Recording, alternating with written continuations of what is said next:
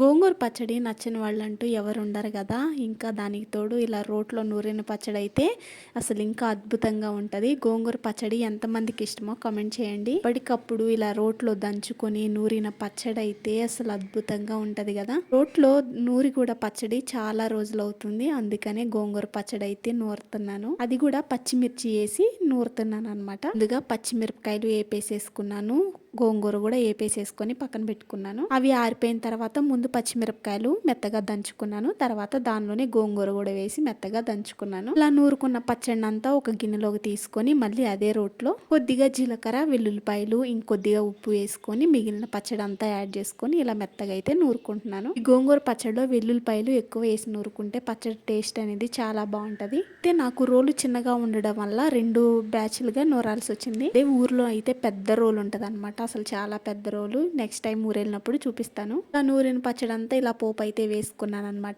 ఎలా వేసుకున్నాను ఏంటి అనేది ఫుల్ వీడియో అప్లోడ్ చేస్తాను, చూసేసేయండి. గోంగూర పచ్చడి చాలా మంది పచ్చిమిరపకాయలతో ఇష్టపడతారు, చాలా మంది ఎండుమిరపకాయలతో ఇష్టపడతారు. మీకేది ఇష్టం అనేది కామెంట్ చేయండి. పచ్చడి తాలింపు వేస్తుంటేనే ఇల్లంతా గుమాలించిన వాసన అయితే వచ్చేస్తుంది, మాత్రం భలే కుదిరింది. ఇక పచ్చడి నూరిన తర్వాత ఈ రోట్లోనే కొంచెం వేడివేడి అన్నం వేసుకొని ఈ పచ్చడి వేసుకొని కలుపుకొని తింటే అబ్బా, నాకైతే పాత రోజులు గుర్తొచ్చినాయి. మా అమ్మ ఎప్పుడు పచ్చడి నూరినా కూడా ఇలా రోట్లో అన్నం వేసేసి కొంచెం కలిపేసేసి మాకు పెట్టేదన్నమాట.